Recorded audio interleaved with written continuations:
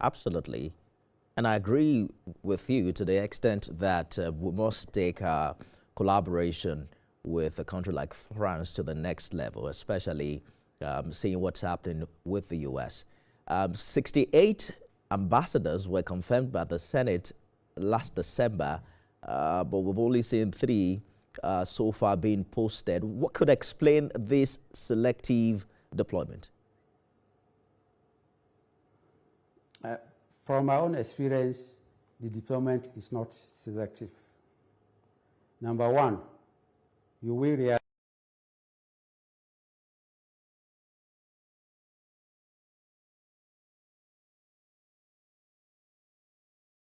Number two is the fact that the remaining, Nigeria has to seek agreement, what we call agreement, from those countries where they are to be posted. The process of seeking agreement sometimes takes time.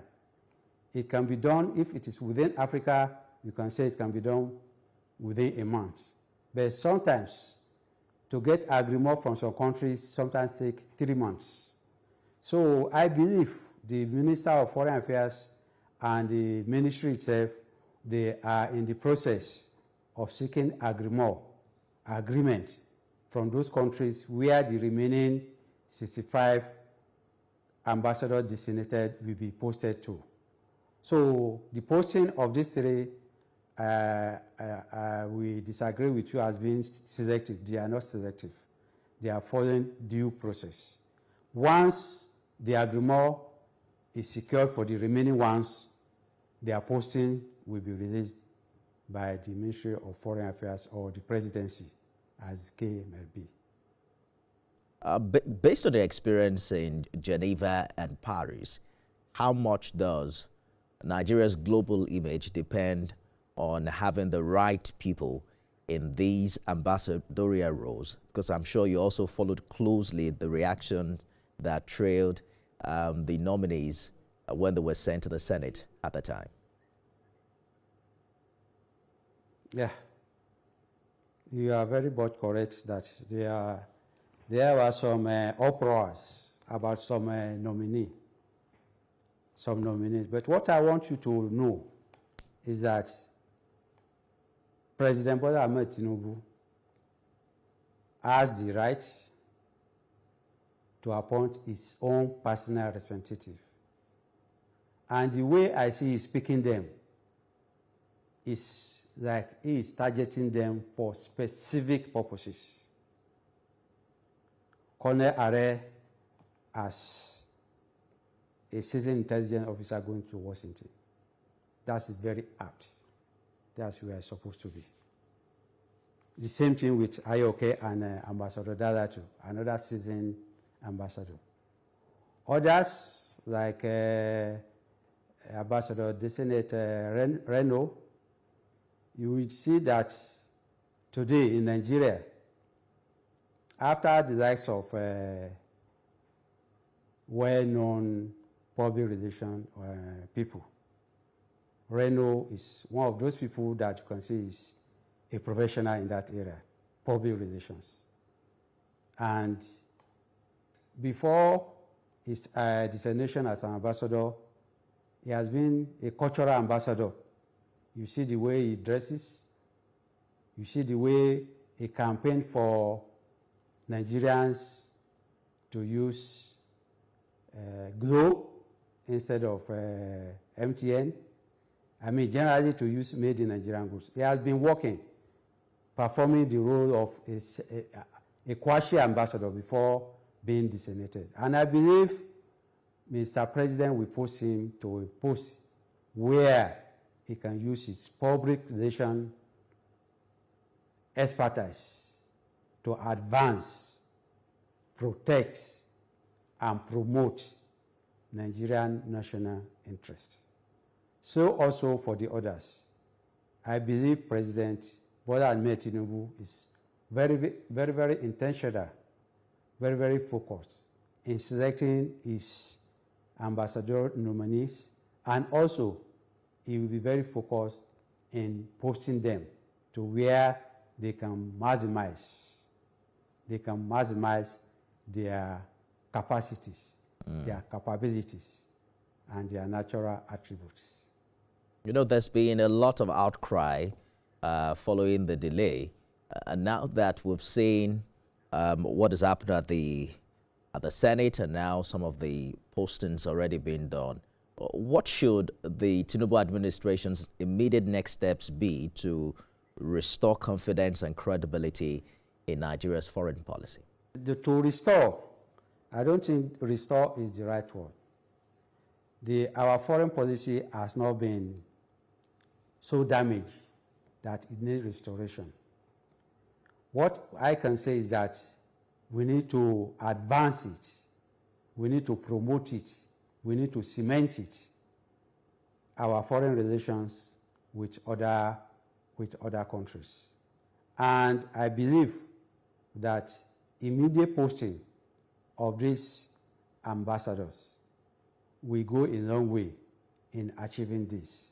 Not only their posting, but giving them the wherewithal to work.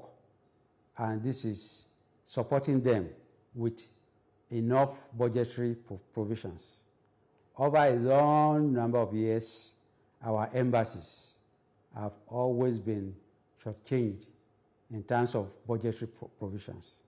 We budget in Naira, but they spend in euro, in dollars, in pound sterling, or yuan, as the case may be.